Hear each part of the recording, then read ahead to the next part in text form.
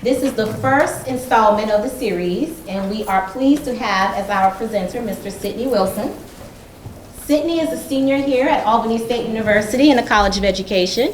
He is majoring in middle grades education and will be dually certified in both social studies and English language arts in the spring semester in May. Yes. So we are very welcome to have him. Not only is he an outstanding student here in the College of Education, but he also recently took a great study abroad trip to Ghana and had many valuable learning experiences, both as a professional educator and also personally as a young African American male. So he will be sharing some of those experiences with us today. Thank you, Sidney. All right, well, thank you so much for that wonderful introduction. Again, thank you all for coming and welcome to our Brown Bag series within the College of Education. Now, as stated by Dr. Queer, my name is Sidney Wilson and I am from Jacksonville, Florida. Now, this summer I had the distinct opportunity to travel to the West African country of Ghana. I studied at the University of Cape Coast located in Cape Coast, Ghana, and I was there for roughly about 4 weeks. So today I'll talk about some of the things that I discovered while in Ghana this past summer. So for those who do not know, just to provide you with a little background on Ghana, Ghana is located in West Africa. It is home to Lake Volta, which is the largest man-made lake on the continent of Africa, and it is also formerly known as the Gold Coast because of its abundance of gold. Now, I took 2 courses abroad this past summer, English 3106 technical writing with an internship. This is where we basically mastered technical writing principles and we learned how to apply them to an international scope. So we targeted different audiences based on various cultures and we learned how we write to reach those students in terms of resume writing and advertisement, just any other technical documents you would use in any professional career. And in the second course, by far, my grandest experience in Ghana was the language arts internship abroad. Now, this is where I was placed at a local primary school, and I taught English lessons as well as social studies. Now, while in Ghana, I posed a research question, and I wanted to bring it back here today. Is student-centered learning the most effective approach to teaching? Does its effectiveness vary among various groups, such as differences in races, grade level, cultural differences, learning styles, etc.? Does anyone have an answer to that question, or does anyone have an opinion on that question? Is student-centered learning the most effective approach to teaching? I think that it can be. I think that what a lot of us study, particularly in education here in the United States, is that we follow the approach that was first introduced by John Dewey, which is that we make our curriculum relevant to students' daily lives. We make it student-centered, or we make it relevant to what their experiences are. And so we've been using that model perhaps for over 75 years here in the United States. And when you look at a lot of our instructional activities, they focus on getting students more engaged and being more reflective of their experiences so they have some connection to the content. Do you guys think that that is the best approach? We've been doing it like that way for many years, but what Sidney is asking us is that's the best way to do it.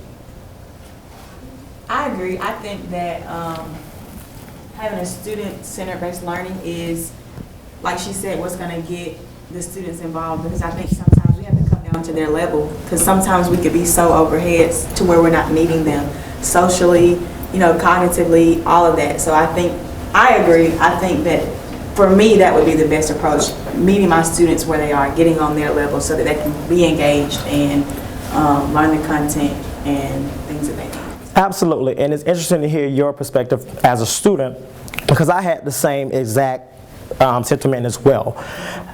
Until I went to Africa. Well, until I went to Ghana. Now in Ghana, I visited 2 different schools. And in Ghana, it is largely teacher-centered. It's teacher-centered. It's very traditional. The students sit in rows. There's really not a whole lot of differentiation of instruction. There's not a lot of group work. Not a whole lot of socialization. It's actually the teacher is seen as the noble figure in Ghana. And when the teacher enters into the room, it's on the teacher. And I thought to myself, as I observed well, you know, they're not in groups, they're really not talking a whole lot, they stand up when they speak, you know, the girls have their haircut, it's very traditional. And I'm thinking to myself, wow, like, how does that work? But then I listened and I observed, and I'm talking about brilliance. I mean, many of the students speak 3 different languages, many of the students can comprehend on levels that are, I mean, it was like night and day compared to a lot of the school systems here in America. So it made me question, is student-centered really the most effective way to teach? Of course, that's what we learn in our research books, that's what we see in our schools, but yet when we compare learning abilities and comprehension, which of course I didn't do any wide-scale research, but this is just from what I observed, you see differences. So that raises the question of that. This is just a picture of me with my kids. I have a question. Yes, ma'am, go ahead. Do you think that that would work here, like the traditional style, the more traditional style, looking at what our kids are exposed to here in America? Like, do you think, because I agree, I would try to do a little bit of diverse or traditional, absolutely, and a more student-centered learning, but do you think with the exposure and, you know, the things that our kids are exposed to here in America, like, do you think that would? That approach alone, no, I do not. But I think if we use a culmination of both strategies, from teacher-centeredness and student-centeredness, I think that'll be perfect. I think sometimes it's too student-centered and not enough teacher-centered. It needs to be a balance, in my opinion. Now, I'm not a specialist yet, but, you know, I don't have a whole lot of experience, but that's just what, you know, I think. Does anyone agree with that? Yeah. You agree? Okay, okay. So as stated earlier, we did ELA and we did social studies. Social studies, we talked about human rights and some historical facts. And then with ELA, we did comprehension strategies. I tried to assess the students. We were reading a passage, so I tried to do a quick assessment of, to assess the students' proficiency levels in reading. So I tried to make sure just within the hour I was there with them, I tried to make sure that every student had an opportunity to read at least 2 or 3 sentences so I can kind of you know, gauge that proficiency. And most of the students actually read pretty well. Couple problems with vocabulary, so I used that as a quick assessment, and then I guided my instruction off of vocabulary strategies. So we worked with vocabulary strategies as well as comprehension strategies as well. This was during a social studies class. My next research question: what role does a student's environment truly play in his or her ability to learn? And this is everything from their actual community to the classroom environment. What role does that play? Because as we know, the environment here in the U.S. is completely different than the environment in Ghana and many other parts of West Africa. Take a look right here. This is the school. When I walked into the school, you know, of course, we see the media, we see television, we see images of Africa, but in you know, different parts of Africa, but it's different when you're actually there. So I went into the school and I was like, wow.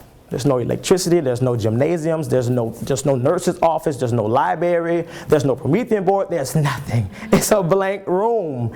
There's no paint on the walls. It's a blank room, and it's like, but yet, you got a student over here who's speaking French, English, and his local language, you know, and then you have a student over here that can tell you the history of the U.S., you know, but you ask and I'm not criticizing the American school system, I'll put that disclaimer out, but you know, you can ask a 7th grade student here, well, you know, who wrote the Constitution, you know, or when is Independence Day? You know, it's just different. But yet, you have a Promethean board, students have iPads, you have every resource you can think of in America's school system. So this brings us to my next point. Now, I was in Ghana around the time of the World Cup. Huge event, huge global event. So the students were rooting for the Black Stars, which is Ghana's national football team. So they rooting for the Black Stars, and I was like, okay, I'm rooting for the Black Stars as well. So I just raised the question, okay, well, where is the World Cup being held? Brazil. Okay, well, where is Brazil? Okay, all right. What continent are we on right now? You know, Africa. So I asked them different questions. I raised different questions, and I noticed that the students didn't really have any background on geography or countries around the world. So okay, so I felt as if it would be a sin for me to leave here today without at least introducing them to some type of concept of geography around the world. So I thought about, okay, well, when you're teaching geography, students need to be able to see, they need to be able to hear, they need to be able to touch. Well, not hear, but see, touch, feel, geography. Well, here in, I guess, certain aspects. So the students that have a background in that, so I'm thinking to myself, how am I going to efficiently teach geography to 45 kids without a Promethean board, without a large-scale map? How am I going to do that? So I thought about it. Okay. So I asked the teacher, I said, do you have an atlas? She's like, well, yeah, I think we have one. And I said, well, do you have a globe? So they had a globe. I tried the globe, but it just wasn't working because the students, 40 kids can't see one little globe. It wasn't working. So I said, okay, what am I going to do? So I asked the students, I said, well, who in here can draw? Does anyone have any artistic ability? So one timid boy raised his hand, I can. So I showed him the atlas. I said, well, can you draw this? He was like, yeah, I think so. I said, okay. So I asked him, well, if you don't mind, could you spend your recess and could you draw this for me? And he did. And he did an amazing job. I mean, and this experience, and I'm going to step out for a minute because I'm going to get passionate for a minute. This spoke volumes to me because in America, again, not criticizing America's school system, but the teachers here make a lot of excuses. Oh, well, they're cutting funding. Oh, we don't have paper. I have to spend so much out of pocket. I have to buy composition books, which are like 50 cents to $1. But, you know, I have to do all these things like that. Oh, my Promethean board isn't working. But yet, in some parts of the world, they don't have anything. But you can effectively teach your students. Teaching is an art. You have to become innovative. You have to become creative. You can use the manpower in your classroom to effectively teach. And this is what I did. There's so much talent among students. I don't need a Promethean board. So this spoke volumes to me. So when I become an educator, I won't have any excuses. When I go into a classroom, I'm not going to go to the principal, well, I need my Promethean board to work. I need this, I need that, because I know how it works abroad. And the results are maximized. So, I don't know, this was one of the highlights of my trip. And it may seem like, oh, it's just a mere picture, it's just a mere artist, but it just spoke volumes to me as I'm preparing to become an educator. So I won't make any excuses. Okay. So this was just me walking around, making sure. And I did, just going back to this right quick, I did a mini assessment, and it was awesome. I mean, the students, they could name the countries in South America. They was able to identify the languages spoken and why the languages are spoken. I made connections. Well, why do you all speak English here in Ghana? Well, because, you know, we were colonized by Britain. Well, why do they speak Portuguese in Brazil? Oh, because Portugal was I mean, it was just amazing. I'm like, I didn't have Google or anything or any other resources to help me. I had the talent in my classroom and in my mouth. That's it. It was amazing. It's really amazing. Okay, so Ghana impacted my preparation as an educator in a plethora of ways. Of course, within the conceptual framework, that's one of the elements, culturally responsive practitioner. Definitely. I learned exactly how culture, well, from a small, I don't want to sound like I'm an expert on it, but from a small scope from within one particular country in Africa, because Africa is greatly diverse, but within one particular country in Africa, I was able to see or get a glimpse of how culture and diversity affects learning, student learning, because as an educator, you have to know how to modify your instruction based on the needs of your class. Because things are different. Even in the middle schools now, if you go to some of the more diverse middle schools and you have students from different backgrounds, you'll see differences between them and some of the other students. You'll see differences, and you can use those differences to help them learn. Ghana helped me become a culturally responsive educator and reach my goal to become a competent educator, able to proficiently educate all types of students despite differences in culture, religion, race, social, economic backgrounds. We learn that, we recite that, but I actually really learned that being in Africa, being in Ghana. Develop strategies for teaching culturally diverse students in middle grade classrooms and understand how these strategies can be modified. I said that. Was able to truly see how culture affects teaching and learning, and then Ghana gave me the confidence to truly make a difference in America's school system, absolutely, without a doubt. Content knowledge, we know can't be an effective educator without knowing your stuff. Content knowledge, definitely learned a lot of content knowledge as a historian and as a future social studies teacher. I was able to really dig deep into the content area of my studies. You know, Ghana is home to the Ashanti Empire, which is so fascinating and interesting when you study the Ashanti Empire. and some of their conflicts with the British. But we did that, went to some of the museums, and then also when we talk about the transatlantic slave trade, which is in the middle school standards, I was able to go to the Elmina Slave Castle and actually visit some of the slave dungeons and just learn more and more about the transatlantic slave trade in itself, and then how it affected society in Ghana, and how, of course, it affects us as people in the diaspora. But really great opportunity to really dig deeper into my content knowledge. So when I presented in my classroom, I'll have a different perspective on it versus what I read here in a textbook that probably wasn't written by an African anyway, you know. I'm just saying. So yes, and an impact on professional and career goals, intercultural development. I think we all need to have that in the professional world. People are different, and we have to understand that. I mean, just in almost every facet of the professional world, you're going to have people with different thoughts, people with different perceptions because of their cultural differences, because they were raised different, because of their religious beliefs. I mean, it does play a part. We try to keep it separate a lot of times, but that's how that's what guides some people's thoughts. First-hand content knowledge for my career as an educator, and then I realized the importance of being a culturally sensitive practitioner. And thank you all for listening. Do we have any questions? Please ask me questions, please. I feel like I've just been talking. Yes, ma'am. Hi, my question is about the instructional strategies that you were allowed to use. You brought up student-centered. Did you or could you use student-centered instruction? And if you did you see that the kids liked it better than the teacher-centered? I did incorporate student-centeredness. I did have the students communicate with their neighbors as your partner. I tried to have a lot more interaction. I asked them to go to the board and write out the, what was we working on, like participial phrases and stuff like that. I asked them to write it out, or write out a gerund and things like that. And I don't know if it was just because I was there, because it just seemed like the students were fascinated by me, but the level of excitement was high when we did that whole group, full collaborative type method of learning.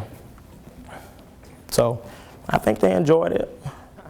Did every student go to school that was in the community, or were just some students in the school? Just some students. That is a problem that they have, and the Ministry of Education of Ghana is working on that across the nation, because a lot of students work. They go and work with their families, or Cape Coast was like a fishing town, so a lot of students were asked to go to the sea or go to the beach and work with their families to make money. Culturally speaking, the kids that came to school, describe them for me. Culturally speaking, what do you mean? Give me a little bit more. Were they the rich people? Yeah, thank you. Were they the rich people or the poor people? No, they were poor. Well, I hate to use the term poor, but they were economically challenged. So how do they make the distinction between the kids that went to work and the kids that came to school? Was there a distinctive feature between them? No, I mean, it was... Who got to pick, how did the kids decide who came to school? I'm pretty nosy guy. Well, I'm guessing it just depends on the family itself, I guess, because there's so many factors. Some students would leave the campus because it's an open type school, so it was a lot of them, and it's not like our school system where, you know, once you enter, it's kind of like you have to be signed out and stuff. It's an open campus, so it's not rare to find a child walking up late, and he'll say something like, "Oh, I was with my mom," and it's kind of like, well, the teacher's kind of like, "Okay, well, sit down," because I guess it's so many different factors in a third world country or a country like that. Where I don't even think they wasn't taking a role or anything like that. It wasn't like a accountability type where every student is accounted for. It's just you come, you participate, you leave, you may not come. You know, it's not like a social worker is going to come and knock on the door and find out why you're not in school. It's different. It's really different. Does that answer your question, Dr. Mettler? It does. Okay. But I was wondering what you thought. Did you reflect on why then did the kids seem to value education more? Absolutely, without a doubt, absolutely. And I think a lot of that has to do with because they have to work so hard for everything. Versus, I think naturally, if you are given everything throughout your life, you don't really have the same value for it because you know it's handed to you. And versus with them, this is their outlet of poverty. Well, unfortunately, sometimes not really. You know, just maybe a small few. One avenue that they. Exactly, or attempt to take, because it's a bigger scope of issues. I mean, just from the country level, because if there's no jobs, it's widespread poverty. So it's, And how sad, because it's the richest continent in the world. Right. But the poorest, which is crazy. Hey, Sidney. Yes, sir. I have a question. The students you mentioned were already. It was a traditional environment. Yes, sir. When you say traditional environment, were they age grouped by age? Yes. Okay. They did have. Set the stage. Yes, sir. So, what was the youngest age in the classroom, and what was the oldest age in the classroom? The school, I was Twofold. I was placed at a religiously affiliated school. It was a Presbyterian school. So they received, I guess, funding from the Presbyterian unit of Ghana. But it was a primary school, and then it had a secondary. It went up to, they call it different, but basically 8th grade, because you have to pay for high school. In that room that you were instructing that day, you had what age? 11, well, there were some 14-year-olds who I don't think because they was behind intellectually, I think they wasn't in school certain years, right. But it was from the age group from 11-year-old to about 14. Okay, now once you graduate and you are in your teaching and your team says, we don't have the equipment that we need to effectively instruct this lesson. Mm-hmm. How would you encourage them? And I teach on the graduate level, recent trends in education, and we had this discussion last night. The traditional one-room classroom concept. How would you motivate your coworkers, your teachers? You're new on the staff. Right. How would you motivate those coworkers to say, okay, from my experience, we use what we have to do what we need to do? How would you motivate them? Just like that, of course, not going into it from an arrogant standpoint or a standpoint as if like I'm trying to tell you all how to, operate your classes, but I would maybe put it as if like these are some things that you can take into consideration based on what I have observed in another part of the world that worked, and I would present them with some of the strategies, maybe even listen to individual issues that they're having in their classroom, and almost try to kind of like, diagnose the problem and try to come up with some type of solution for it based on the experiences, based on my experiences. And I don't know, I just feel like I technically wouldn't be qualified to do that, but like I said, I would tell them to take this into consideration. It may work, try it out. At least try it out in a couple of your lessons, and you may see some pretty good results. When you were doing the student-centered instruction, how did their teacher respond to that? I know you were only there for a short period of time, but how did she respond to that? Do you think it would be something that she would gradually maybe adapt to or try to incorporate, or do you think she was just kind of like, okay, this is for the moment, but we're going to stay? I really don't know, to be honest. She was pretty open. With whatever I brought to the classroom, she was pretty open. Of course, she gave me a guideline. We'll try to go over this today, go over that, but she let me pretty much have the floor. But I don't know, because they have been doing that for so long, the traditional type thing. I mean, it's really traditional, in the mornings, the students all come together and they pray, and over here we don't do the religion thing in public schools and stuff like that. And I mean, they still, do the discipline. They still hit the kids and things like that, which was a shocker for me, because I just couldn't imagine. I don't know. I'm like, oh, she's got to go to jail, but over here, over there, it's encouraged. If a student and that plays a lot into their ability to learn the environment, because you have that structure. If you act out, she's gonna grab your ear, old school, or she's gonna hit you or something like that. So that kind of keeps the kids in line. Which of course over here is well, what can you do? If a student cuss you out, you send them to the administrator, they're back 20 minutes later cussing you out again. So it's like, what do you do? Yes, ma'am. But did that answer your question? Yeah, that answers Okay, my question. okay. Thank you, Mr. Wilson, for an exceptional presentation. I just have a little bit of a push for you. Okay. I want to ask you, what do you think, because the school was so culturally homogenous, what impact did that have on your ability to be culturally responsive? Okay. Say it again. One of the things that the Finnish say when they visit our schools is that the reason they are able to do the things they do is because pretty much the student population all looks the same, lives the same, acts the same. And in the Americas, we have a challenge of having a diverse student population. So I'm asking you, how do you think having a relatively culturally homogenous group, meaning they're all culturally similar, how did that affect your ability to be culturally relevant? Well, I think it made it easier because all the students come from the same background. So if I listen to them and I observe them, how they talk, how they speak, the things that they do, I can feed off that. I'm trying to think of a precise example. For an example, the students automatically they're in the habit of standing up when they speak, automatically. Or when the teacher comes in, they stand up and they greet you, sir, madam, automatically. So they're already in that presentation type mode, so I can feed off that when I'm teaching them how to be public speakers or how to address a large scale class. I can feed off that and use that to basically continue to enhance their oral skills. Does that make sense? Yes. Right. Great answer, thank you. Okay, I tried, but thank you.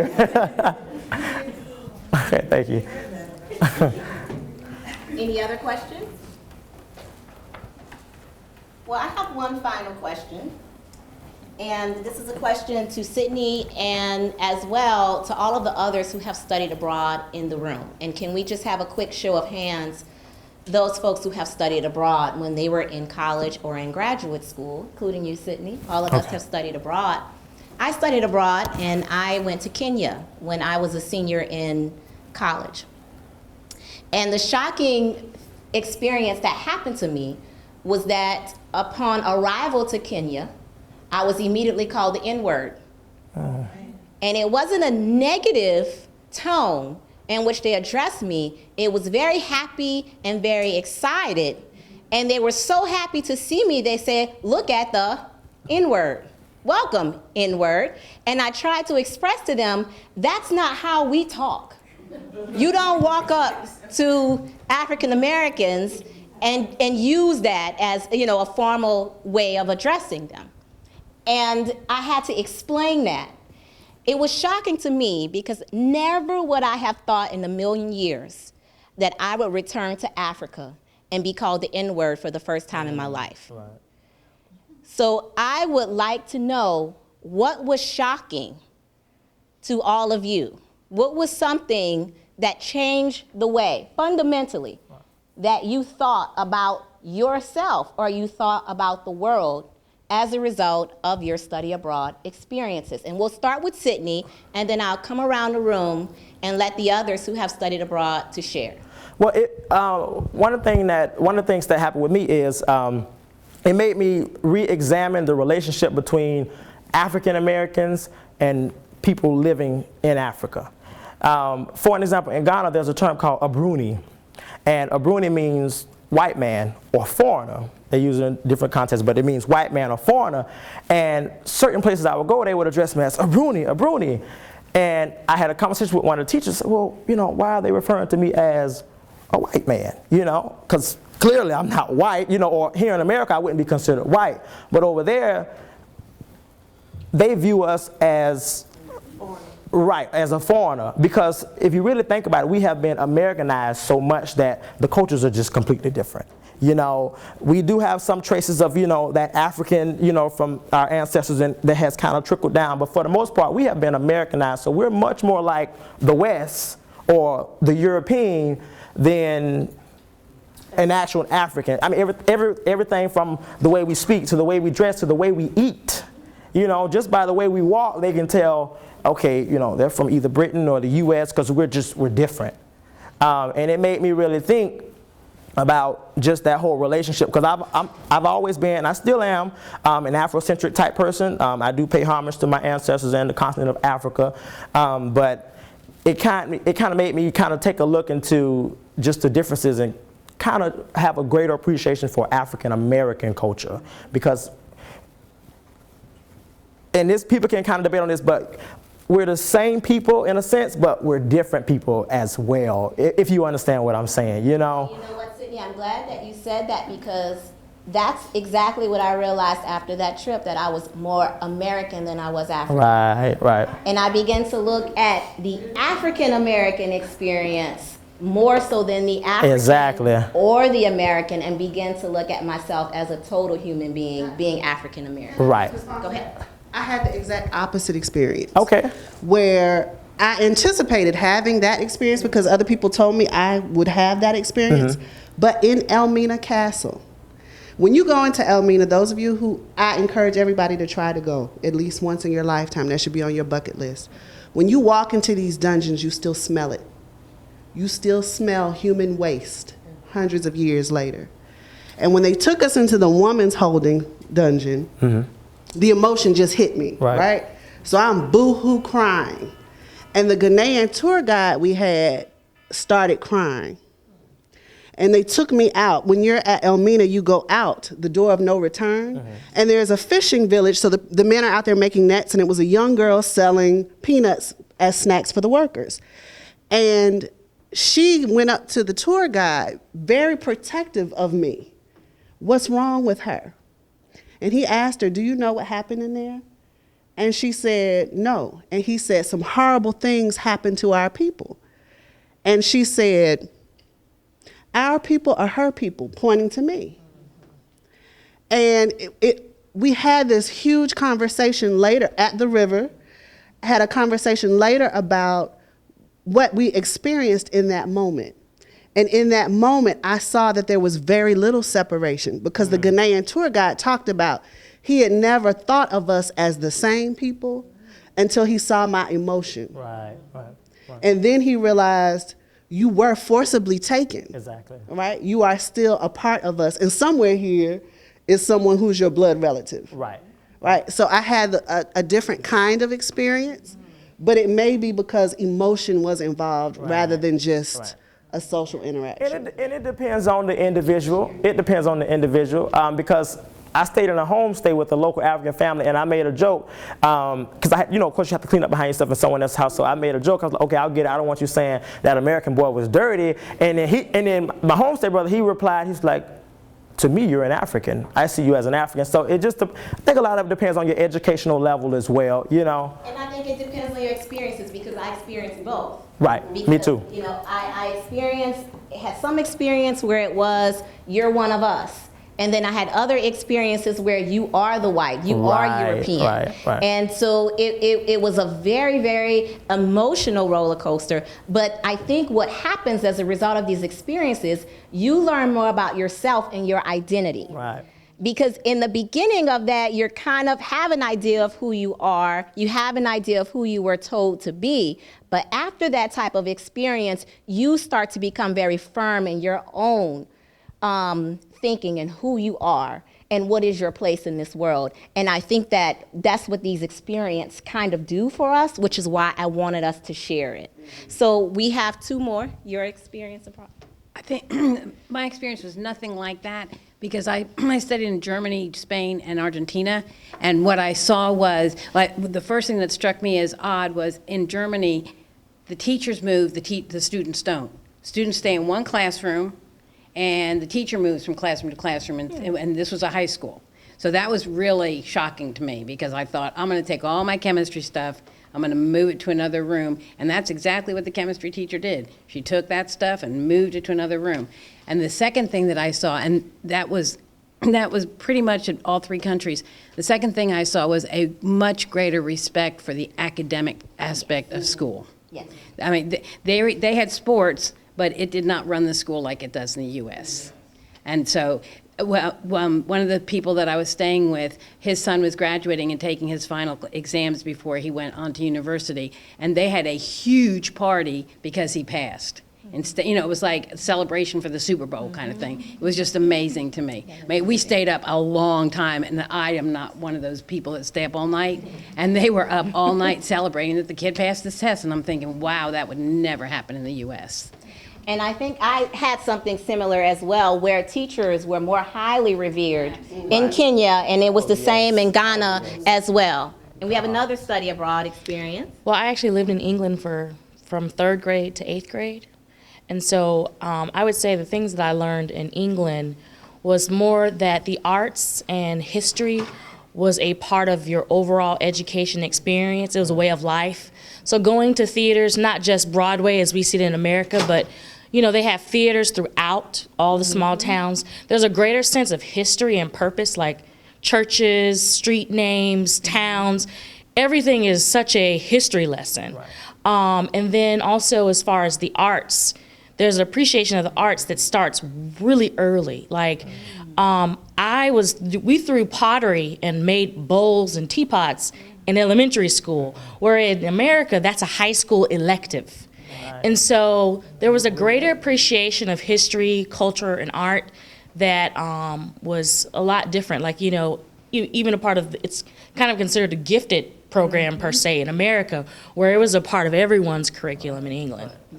And you know what, Dr. Alex, you're exactly right, because where I was in Germany was behind the Iron Curtain, before the Iron Curtain fell, and I thought, you know, my gosh, everybody behind the Iron Curtain was mandated to do all this stuff. One of the things they were mandated to do was to go to the opera once a month. Wow. And I thought, whoa, I never would have thought that was, I had this vision of it being more punishment kind of thing, and here it was, they had to go to the opera, and we went to the opera every single month. Wow. Yep. Yeah, and it was the other thing I was gonna say is music.